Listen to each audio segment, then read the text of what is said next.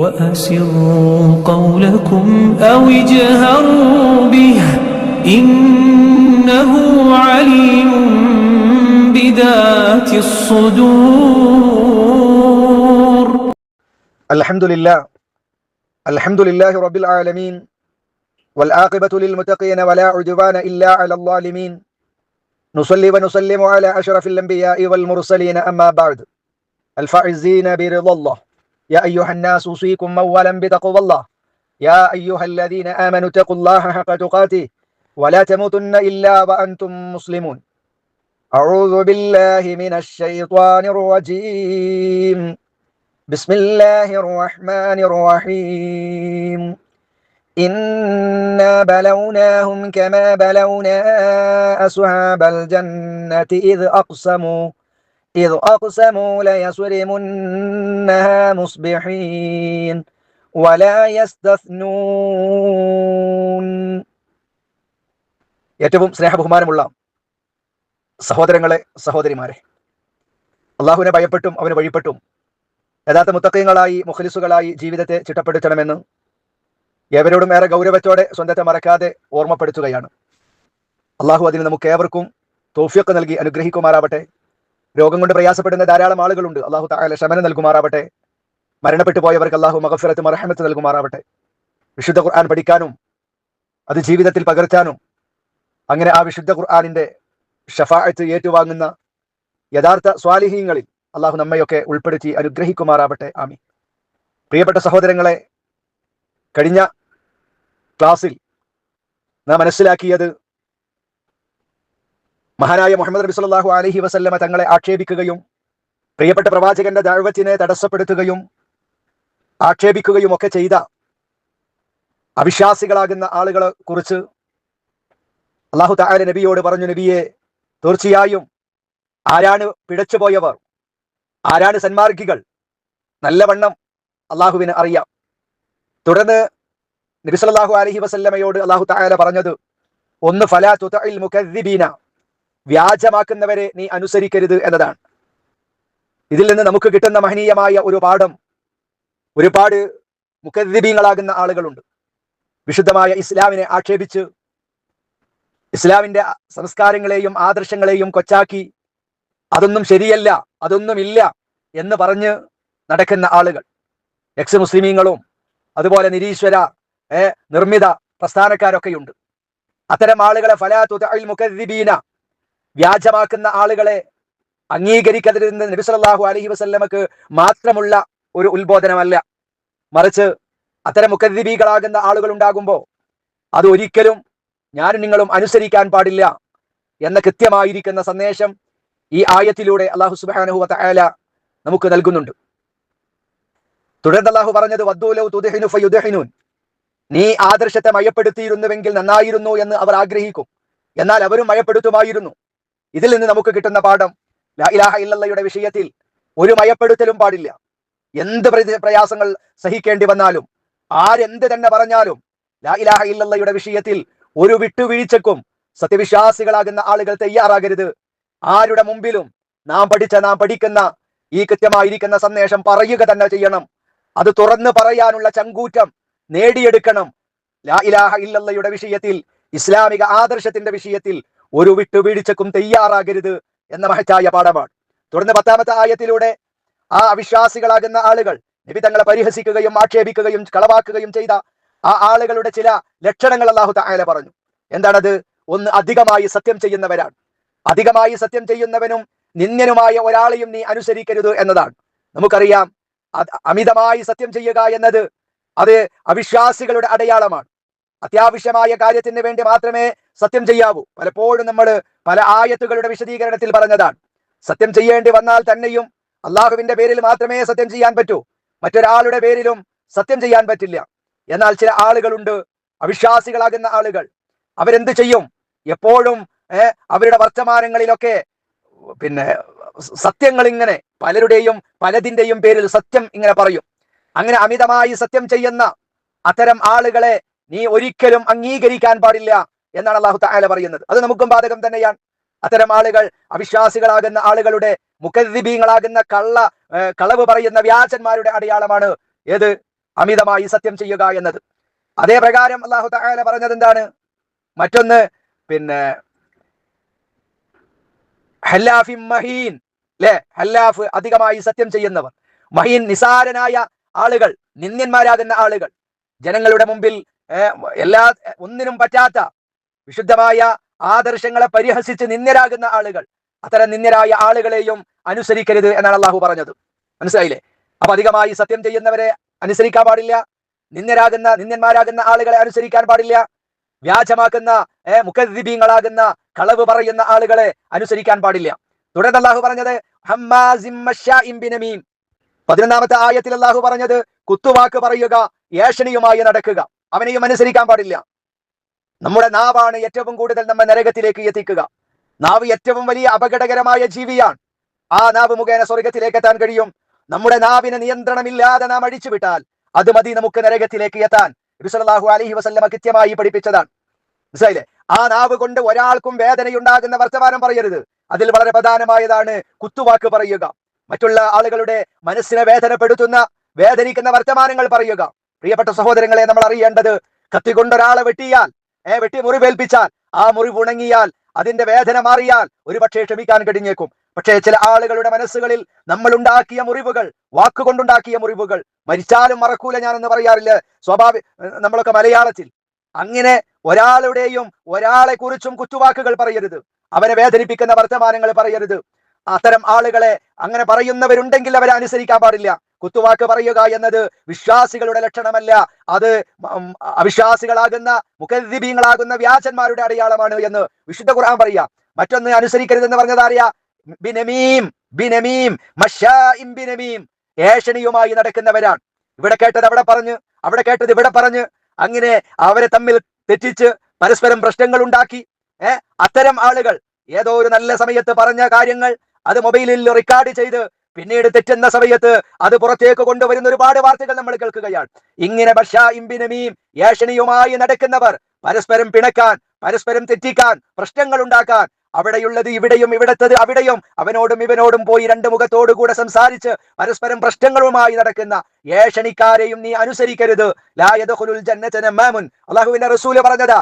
നമീമത്ത് പറയുന്നവരെ, ഏഷണിയുമായി നടക്കുന്നവരെ, അത്തരം ആളുകൾ ഒരിക്കലും സ്വർഗത്തിൽ കടക്കുകയില്ല എന്ന് അള്ളാഹുവിന്റെ റസൂല് പറഞ്ഞതാ. അപ്പോൾ മറ്റൊന്ന് ഏഷണിയുമായി നടക്കുന്നവനാണ്, മറ്റൊന്ന് കുത്തുവാക്ക് പറയുന്നവനാണ്. 12-ാമത്തെ ആയത്തിൽ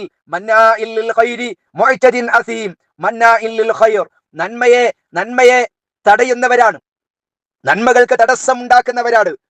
നമുക്കറിയാം പല നന്മകളും അള്ളാഹുവും അവന്റെ റസൂലും പഠിപ്പിച്ച നന്മകളെ, ആ നന്മകൾ പ്രചരിപ്പിക്കുന്നിടത്ത് അതിന് തടസ്സമുണ്ടാക്കുന്ന ആളുകൾ, ലാ ഇലാഹ ഇല്ലല്ലാഹ് പറയുമ്പോ അതിനെ എറിഞ്ഞ് ആ പരിപാടി മുടക്കുന്ന ആളുകളുണ്ട്, അല്ലെ? അത് പറയുന്നതിനെ തടസ്സപ്പെടുത്തുന്ന ആളുകളുണ്ട്.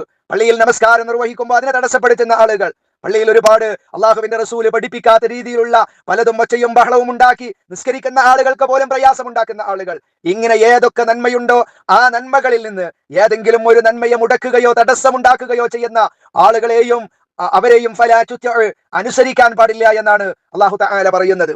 എന്നാൽ ചില ആളുകളൊക്കെ പറയും അള്ളാഹുവിന്റെ റസൂല് പഠിപ്പിച്ചു തന്നിട്ടില്ലാത്ത ബിദ്അത്തുകൾ, അള്ളാഹുവിന്റെ റസൂലിനും സ്വഹാബത്തിനോ താബിഈങ്ങൾക്കോ തബഉ താബിഈങ്ങൾക്കോ പരിചയമില്ലാത്ത പുതിയ ആചാരങ്ങൾ കൊണ്ടുവരികയും എന്നിട്ട് ആ ആചാരങ്ങളെ എതിർക്കുമ്പോൾ പലരും പറയാറുണ്ട്, കണ്ടോ നന്മക്ക് എതിരാളികളാണ് ഇവർ നന്മകളെ എതിർക്കുകയാണ്, സ്വലാത്തുകളെ എതിർക്കുന്നവരാണ്, അതുപോലെ ദിക്റുകളെ എതിർക്കുന്നവരാണ് എന്ന് പറയാറുണ്ട്. അവിടെ നാം എതിർക്കുന്നത് ഖൈറിനെയല്ല, മറിച്ച് നബി സല്ലല്ലാഹു അലൈഹി വസല്ലമ പഠിപ്പിക്കാത്ത ബിദ്അത്തുകളെയാണ്. അല്ലാഹു തആല ഇവിടെ പറഞ്ഞത് ഏതാണ്? അല്ലാഹുവും റസൂലും പഠിപ്പിച്ചതാണ് ഖൈർ. ആ ഖൈറിന് തടസ്സമുണ്ടാക്കുന്ന ആളുകളെ അനുസരിക്കാൻ പാടില്ല.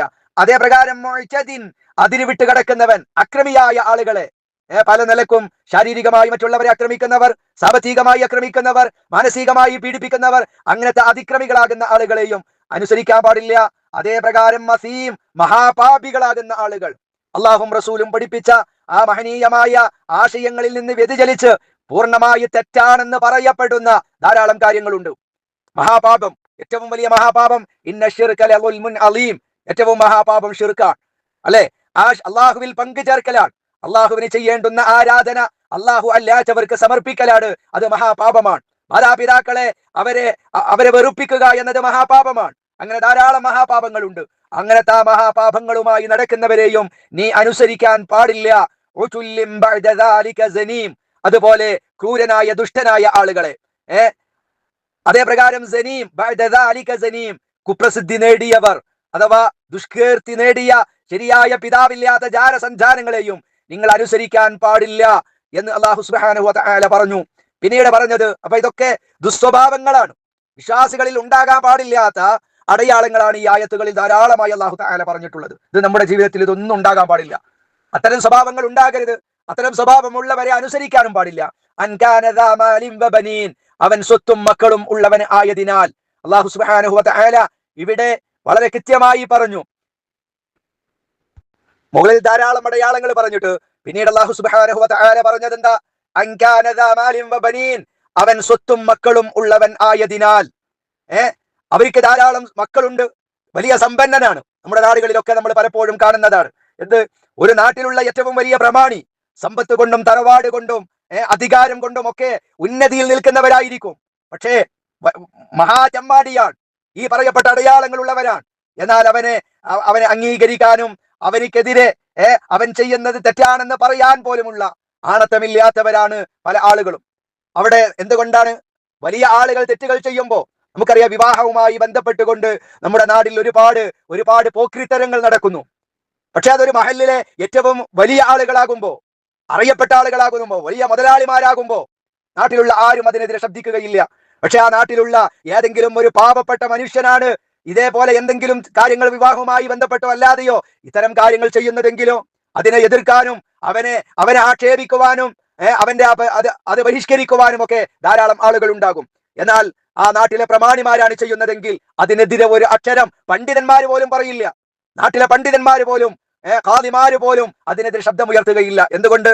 അവൻ അവിടുത്തെ പ്രമാണിയാണ്, വലിയ സമ്പന്നനാണ്, തറവാട്ടുകാരനാണ്, മഹലിൽ ഉന്നതമായ പദവിയിൽ നിൽക്കുന്നവനാണ് എന്ന കാരണത്താൽ അതിനെതിരെ മിണ്ടുകയില്ല. അതാണ് അല്ലാഹു തആല ഇവിടെ പറഞ്ഞത്. അൻകാന ദാ മാലിൻ വ ബനീൻ, അവൻ സ്വത്തും മക്കളും ഉള്ളവനാണ്, വലിയ സമ്പന്നനാണ് എന്ന കാരണത്തിന്റെ പേരിൽ അവൻ തമ്മാടിത്തരങ്ങൾ ചെയ്യുമ്പോ, അള്ളാഹു ചെയ്യരുതെന്ന് പറയുന്ന കാര്യങ്ങൾ ചെയ്യുന്ന സമയത്ത് അവനെ അനുസരിക്കുന്ന സ്വഭാവം നിങ്ങളിൽ ഉണ്ടാകരുത് എന്ന് വളരെ കൃത്യമായി അല്ലാഹു സുബ്ഹാനഹു വ തആല പറഞ്ഞിട്ട് 15-ാമത്തെ ആയത്തിൽ പറഞ്ഞു, ഇദാ തുത്ല അലൈഹി ആയാതുനാ ഖാല അസാതീറുൽ അവ്വലീൻ, അവന് നമ്മുടെ ആയത്തുകൾ ഓതി കേൾപ്പിക്കപ്പെട്ടാൽ അവരെന്താ പറയാ? അതൊക്കെ പൂർവീകന്മാരുടെ അവരുടെ പുരാണ കഥകളാണ് എന്ന് പറഞ്ഞുകൊണ്ട് അതിനെ തള്ളിക്കളയുമെന്നതാണ്. ഇത്തരം ദുസ്വഭാവങ്ങളുള്ള, ഇത്തരം ശീലങ്ങളുള്ള, ഈ മുമ്പ് പറയപ്പെട്ട ഒരുപാട് അടയാളങ്ങൾ പറഞ്ഞില്ലേ, ഇത്തരം ആളുകളുടെ ഒരു സ്വഭാവമാണ്. ഇവരോട് വിശുദ്ധമായ ഖുർആനിന്റെ ആയത്തോതി കേൾപ്പിച്ചിട്ട് അത് ചെയ്യല്ല, നമീമത്ത് പറയരുത്, കുത്തുവാക്കുകൾ പറയരുത്, മറ്റുള്ളവരെ ആക്ഷേപിക്കാൻ നിൽക്കരുത്, അതേ പ്രകാരം നല്ല കാര്യത്തിന് തടസ്സമായി നിൽക്കരുത്, മഹാപാപിയായി അക്രമിയായി മാറരുത്, ക്രൂരനാകരുത് എന്നൊക്കെ പറഞ്ഞാൽ അവൻ എന്താ പറയാ? നിങ്ങളുടെ ഈ വർത്താനൊക്കെ പൂർവീകന്മാരാകുന്ന കുറെ ആളുകൾ അവരെഴുതി വെച്ച പുരാണ കഥകളല്ലേ എന്ന് പറഞ്ഞ് അതിനെ ഒഴിവാക്കുകയും അതിനെ സ്വീകരിക്കാതിരിക്കുകയും ചെയ്യുന്ന ആളുകളുണ്ട്. അവരെ ഒരിക്കലും അനുസരിക്കാൻ പാടില്ല എന്നാണ് അല്ലാഹു സുബ്ഹാനഹു വ തആല വളരെ കൃത്യമായി നമുക്ക് പഠിപ്പിച്ചു തന്നിട്ടുള്ളത്. തുടർന്ന് പ്രിയപ്പെട്ട സഹോദരങ്ങളെ, അല്ലാഹു സുബ്ഹാനഹു വ തആല പറയുന്നത് എന്താണ്? 17 മുതലുള്ള കുറച്ച് ആയത്തുകൾ ഒരു തോട്ടക്കാരെ കുറിച്ച് അല്ലാഹു തആല ഉപമയായി നമുക്ക് പഠിപ്പിച്ചു തരികയാണ്. ഏതാണ് ആ തോട്ടക്കാർ? കൃത്യമായി ഇന്നവർ തന്നെയാണ് എന്ന് ഉറപ്പിച്ച് പറയാനുള്ള ഒരു തെളിവ് നമ്മുടെ കയ്യിലില്ല. ഇന്ന തോട്ടക്കാർ തന്നെയാണ്. എന്നാൽ പലരും യമനിലുണ്ടായിരുന്ന തോട്ടക്കാരാണ്, അറബികൾക്ക് പരിചയമുള്ളവരായിരുന്നു അവർ എന്നെല്ലാം പല ആളുകളും പല മുഫസ്സിറുകളും എന്ത് ചെയ്തിട്ടുണ്ട്? വിശദീകരിച്ചിട്ടുണ്ട്. അത് ഏത് തോട്ടക്കാരാണ് എന്ന് അറിയേണ്ട ആവശ്യം നമുക്ക് ഇല്ലതാണ്. ഏതായിരുന്നാലും ഇങ്ങനെ ഒരു തോട്ടക്കാരുണ്ടായിരുന്നു. ആ തോട്ടക്കാരുടെ സ്വഭാവം എന്താണ്? അതിന്റെ ആദ്യ മുതലാളി നല്ല സ്വാലിഹായ അള്ളാഹുവിനെ ഭയപ്പെടുന്ന നല്ല ഒരു മനുഷ്യനായിരുന്നു. അദ്ദേഹം എന്ത് ചെയ്യും? തോട്ടത്തിലുള്ള അതിന്റെ പഴങ്ങളൊക്കെ പറിച്ചെടുക്കുന്ന സമയത്ത് അതിന്റെ ഒരു വിഹിതം ആ നാട്ടിലെ സാധുക്കളാകുന്ന ആളുകൾക്ക് അദ്ദേഹം സ്വതക്ക ചെയ്യുമായിരുന്നു, ബാപ്പ. എന്നാൽ എന്ത് ചെയ്തു? ആ പിതാവ് മരണപ്പെട്ടു. പിതാവ് മരിക്കുന്നത് വരെ ആ തോട്ടത്തിൽ നിന്ന് അതിന്റെ ഫലം എടുക്കുന്ന ആ കാലഘട്ടത്തിൽ ആ സമയം അവിടെയുള്ള പാവങ്ങൾക്കൊക്കെ കൊടുക്കും. അദ്ദേഹം മരണപ്പെട്ടു. അദ്ദേഹം മരണപ്പെട്ടതിന് ശേഷം പിന്നീട് അതിന്റെ അവകാശികൾ മക്കളായിരിക്കും. ബാപ്പയെ പോലെ മക്കളാകണമെന്നില്ല. അങ്ങനെ ഒരു പാഠം കൂടെ ഇതിലുണ്ട്. നമുക്ക് വല്ലതും സദഖ ചെയ്യണമെങ്കിൽ നമ്മുടെ സമ്പത്തിൽ നിന്ന് നമ്മൾ ദാനം ചെയ്യുക, അതേ നമുക്ക് ഉണ്ടാവുകയുള്ളൂ. നമ്മുടെ മരണശേഷം നമ്മുടെ മക്കള് നമ്മെ പോലെ ദാനം ചെയ്യാനുള്ള സന്മനസ് ഉള്ളവരായി കൊള്ളണമെന്നില്ല. അല്ലാഹു നമ്മുടെ ഒക്കെ മക്കളെ സ്വാലിഹീങ്ങളാക്കുമാറാവട്ടെ. നമുക്ക് പ്രാർത്ഥിക്കാം. ഏതായിരുന്നാലും ഈ സ്വാലിഹായ മനുഷ്യന്റെ മരണശേഷം മക്കൾ എന്ത് തീരുമാനിച്ചു? മക്കൾ പറഞ്ഞു, ബാപ്പ ചെയ്ത ഈ ഏർപ്പാട് നമുക്ക് ശരിയാവൂല. ബാപ്പ ചെയ്യുന്നത് പോലെ ഈ ദാനധർമ്മം എല്ലാ വിളവെടുപ്പിന്റെ സമയത്തും പാവങ്ങൾക്ക് ഒരു ഓഹരി കൊടുക്കുക എന്ന ഈ നിലപാട് ഇനി എന്തായിരുന്നാലും അത് തുടർന്നു കൊണ്ടുപോകാൻ പറ്റില്ല. അതുകൊണ്ട് വിളവെടുക്കുന്നത്, പഴങ്ങളെല്ലാം പറിച്ചെടുക്കുന്നത് പിന്നെ ഒരു വെളുക്കാൻ നേരത്ത്, കാലത്ത് ആരും അറിയാതെ ആ ഫലം പറിച്ചെടുക്കുക എന്ന ഒരു ധാരണയിൽ ആ മക്കൾ എത്തുകയാണ്. അങ്ങനെ ആ മക്കൾ, വിഷയം മനസ്സിലായില്ലേ, ആരും കാണാതെ, കാരണം മറ്റുള്ള ആളുകൾ പകൽ സമയത്താണെങ്കിൽ മറ്റുള്ള ആളുകൾ അറിയും ബാപ്പ കൊടുത്തതാണ്, അതുകൊണ്ട് മക്കളും തരും എന്ന പ്രതീക്ഷയിൽ പാവങ്ങളൊക്കെ വരും. അതുകൊണ്ട് നേരം വെളുക്കുന്നതിന്റെ മുമ്പ് പഴങ്ങളെല്ലാം പറിച്ചെടുക്കാം എന്ന ആ ഒരു ചിന്തയിൽ അങ്ങനെ മക്കളെല്ലാം ഉറപ്പിക്കുകയും അവര് തോട്ടത്തിലേക്ക് രാവിലെ പോവുകയാണ്. വെളുക്കാൻ കാലത്ത് അവിടെ എത്തി. അവിടെ ചെന്ന് നോക്കുമ്പോ അവിടെയുള്ള അവരുടെ ആ പഴങ്ങൾ, പഴവർഗ്ഗങ്ങളെല്ലാം തോട്ടം പൂർണ്ണമായി നശിച്ചു പോയിരിക്കുകയാണ്. ഒന്നുമില്ല, ഒക്കെ നശിച്ചു പോയി. ആ സമയത്ത് തീർച്ചയായും അവർക്ക് വലിയ സങ്കടവും വലിയ ദുഃഖവും ഉണ്ടാകും. സ്വാഭാവികമാണല്ലോ. മറ്റുള്ള ആളുകൾക്ക് കൊടുക്കാതെ പിടിച്ചു വെക്കണമെന്നാണ് അവർ ആഗ്രഹിച്ചത്. ഇതാണ് തോട്ടക്കാരുടെ ഈ ഒരു സംഭവം. ഇവരെ കുറിച്ചാണ് 17ാമത്തെ ആയത്ത് മുതൽ അല്ലാഹു സുബ്ഹാനഹു വ തആല നമുക്ക് പഠിപ്പിച്ചു തരുന്നത്. അതിലെ 2 ആയത്ത് ഇൻഷാ അല്ലാഹ് ഇന്നത്തെ ക്ലാസ്സിൽ നമുക്ക് പറയാം. ഇന്നാ ബലൗനാഹും കമാ ബലൗനാ അസ്ഹാബൽ ജന്ന. ഇന്നാ തീർച്ചയായും നാം, അല്ലാഹു പറയാ, ഇന്നാ തീർച്ചയായും നാം, ബലൗന നാം പരീക്ഷിച്ചിരിക്കുന്നുഹും അവരെ, ഇന്നാ ബലൗനഹും തീർച്ചയായും നാം അവരെ പരീക്ഷണം ചെയ്തിരിക്കുകയാണ്. കമാ ബലൗന നാം പരീക്ഷണം ചെയ്തതുപോലെ. അവിശ്വാസികളാകുന്ന ആളുകളെ നമ്മൾ അവരെന്ത് ചെയ്യാണ്? പരീക്ഷിക്കുകയാണ്. ഏതുപോലെ? കമാ ബലൗന നാം പരീക്ഷണം ചെയ്തതുപോലെ അസ്ഹാബൽ ജന്ന. ജന്ന ഇവിടെ സ്വർഗത്തിന്റെ അർത്ഥത്തിലല്ല, ഇവിടെ ജന്നത്ത് പറഞ്ഞാല് തോട്ടമാണ്. അസ്ഹാബൽ ജന്ന തോട്ടത്തിന്റെ ആളുകളെ, തോട്ടക്കാരെ നാം പരീക്ഷണം ചെയ്തതുപോലെ. എപ്പോൾ? ഇത് അഖ്സമു അവർ സത്യം ചെയ്ത സന്ദർഭം. അഖ്സമു അവർ സത്യം ചെയ്തു. ഇത് അഖ്സമു അവർ സത്യം ചെയ്ത സന്ദർഭം. ലയസിരിമുന്നഹ മുസ്ബിഹീൻ. ലയസിരിമുന്നഹ തീർച്ചയായും അവർ അത് മുറിച്ചെടുക്കും. ആ പഴങ്ങളെല്ലാം അവർ മുറിച്ചെടുക്കും, അതെല്ലാം കൊയ്തെടുക്കും. മുസ്ബിഹീൻ അവർ പ്രഭാത സമയത്തായിരിക്കെ, നേരം വെളുക്കുന്നതിന് മുമ്പ് തന്നെ അവരുടെ ആ പഴങ്ങളെല്ലാം അവർ മുറിച്ചെടുക്കുമെന്ന് അവർ സത്യം ചെയ്തു. ആ സത്യം ചെയ്ത ആ തോട്ടക്കാരെ നാം പരീക്ഷിച്ചതുപോലെ തീർച്ചയായും നാം അവരെയും ഈ അവിശ്വാസികളാകുന്ന ആളുകളെയും പരീക്ഷണം ചെയ്തിരിക്കുകയാണ്. പിന്നെ വലാ യസ്തസിനൂൻ അവർ ഒഴിവാക്കി പറഞ്ഞിരുന്നതുമില്ല. അവർ ഒഴിവാക്കി പറഞ്ഞിരുന്നതുമില്ല. ഈ ആയത്തിന് 2 നിലക്ക് പണ്ഡിതന്മാർ വിശദീകരിച്ചിട്ടുണ്ട്. ഒന്ന്, രാവിലെ ആരും അറിയാതെ ഫലം പറിച്ചെടുക്കണമെന്ന് അവര് മക്കള് പരസ്പരം അങ്ങോട്ടും ഇങ്ങോട്ടൊക്കെ പറഞ്ഞ് രാവിലെ ആരും കാണാതെ നമുക്ക് പോയിട്ട് ആ പഴങ്ങൾ എന്ത് ചെയ്യാം, നമ്മുടെ വിഭവങ്ങൾ നമുക്ക് പറിച്ചെടുക്കാം എന്ന് പറഞ്ഞ സമയത്ത് അള്ളാഹു ഉദ്ദേശിച്ചിരുന്നുവെങ്കിൽ എന്ന് അവർക്കൊന്ന് പറയാമായിരുന്നു. പക്ഷെ അത് അവര് പറഞ്ഞില്ല. അള്ളാഹുവിന്റെ ഒന്നും സഹായമില്ലാതെ, ആരും അറിയാതെ, മറ്റുള്ളവർക്ക് കൊടുക്കാതെ ഉള്ളത് നമുക്ക് തന്നെ അങ്ങോട്ട് വീണ്ടാം, അത് ഒക്കെ നമുക്ക് അങ്ങനെ എടുക്കാം. മറ്റേ ബാപ്പ കൊടുത്ത പോലെ കൊടുക്കൊന്നും വേണ്ട, രാവിലെ തന്നെ അത് പോയി കൊയ്തെടുക്കാം എന്ന അവരുടെ തീരുമാനം പറയുന്ന സമയത്ത് ഒരു ഇൻഷാ അല്ലാഹ് അവർക്ക് പറയാമായിരുന്നു. അതവര് പറഞ്ഞില്ല. അള്ളാഹുവിന്റെ സഹായമില്ലാതെ അത് പറിച്ചെടുക്കാൻ അവർക്ക് സ്വന്തമായി കഴിയും എന്നതാണ് അവരുടെ ചിന്തയുണ്ടായത്. അത് ഒരിക്കലും അത് ശരിയായില്ല. അതല്ലെങ്കിൽ സാധു ജനങ്ങൾക്ക് കുറച്ചെങ്കിലും ഒഴിവാക്കി കൊടുത്ത് ബാക്കി തങ്ങൾക്ക് എടുക്കാം എന്ന് നിശ്ചയിക്കാതെ മുഴുവനും ഞങ്ങൾക്ക് ഇങ്ങോട്ട് എടുക്കണം എന്ന തീരുമാനം അതൊന്നും ഒഴിവാക്കി അവർ പറഞ്ഞില്ല. കുറച്ച് പാവങ്ങൾക്ക് വാപ്പ കൊടുത്ത പോലെ കൊടുക്കാം, ബാക്കി നമുക്ക് എടുക്കാം എന്നതും അവർ ഒഴിവാക്കി പറഞ്ഞതില്ല. ഇത്തരം ഈ തോട്ടക്കാരാകുന്ന ആളുകൾക്ക് വലിയ പരീക്ഷണമാണ് ഉണ്ടായത് എന്നാണ് അല്ലാഹു സുബ്ഹാനഹു വ തആല ഈ ആയത്തിലൂടെ പറഞ്ഞത്. എന്താണ് ആ പരീക്ഷണം? എന്താണ് അവർക്ക് പ്രയാസങ്ങൾ ഉണ്ടായത്? തുടർന്നുള്ള ആയത്തുകളിൽ അല്ലാഹു തആല വിശദമായി നമ്മെ പഠിപ്പിക്കുന്നുണ്ട്. പഠിക്കാനും പകർത്താനും ജീവിതത്തെ ഈ ചരിത്രങ്ങളിൽ നിന്നും ഇത്തരം കഥകളിൽ നിന്നുമൊക്കെ ധാരാളം പാഠങ്ങൾ നമുക്ക് ഉൾക്കൊള്ളാനുണ്ട്. എല്ലാം സ്വീകരിക്കുക. മുകളിൽ പറഞ്ഞ അവിശ്വാസികളാകുന്ന ആളുകളുടെ ആ ദുസ്വഭാവങ്ങളിൽ നിന്ന്, ആ ചീത്ത അടയാളങ്ങളിൽ നിന്ന് പൂർണ്ണമായി രക്ഷപ്പെടാൻ നമുക്ക് സാധിക്കണം. അല്ലാഹു സുബ്ഹാനഹു വ തആല യഥാർത്ഥ സ്വാലിഹീങ്ങളിൽ നമ്മെ ഏവരെയും ഉൾപ്പെടുത്തി അനുഗ്രഹിക്കുമാറാവട്ടെ. അഖൂലു ഖൗലി ഹാദാ അസ്തഗ്ഫിറുല്ലാഹൽ അലീമ ലി വലക്കും വഅസ്തഗ്ഫിഹി അന്നി വഅൻകും വഅൻ ജമീഇൽ മുസ്ലിമീന വൽ മുഅ്മിനീന അജ്മഈന വസ്തഗ്ഫിറു ഇന്നഹു ഹുവൽ ഗഫൂറുർ റഹീം. അസ്സലാമു അലൈക്കും വറഹ്മത്തുള്ളാഹി വബറകാതുഹു.